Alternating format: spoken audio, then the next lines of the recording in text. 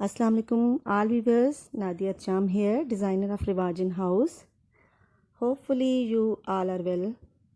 Ramzan Mubarak to our all bride clients and also Pakistani clients.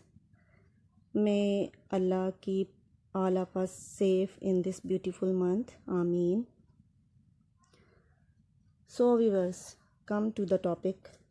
I bring again best collection of my bridal and party wear.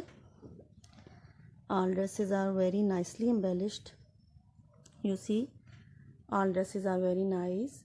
Their colors, their work is very nice, and hopefully आपको मेरी ये collection बहुत nice लगेगी.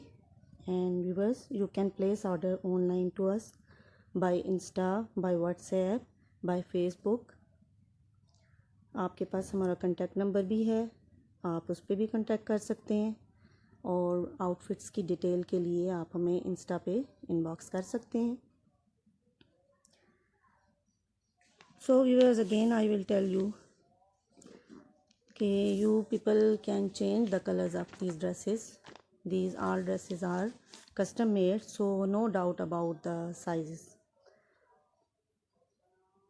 And hopefully आपको मेरी ये video बहुत अच्छी लग रही होगी, आप इंजॉय कर रहे होंगे.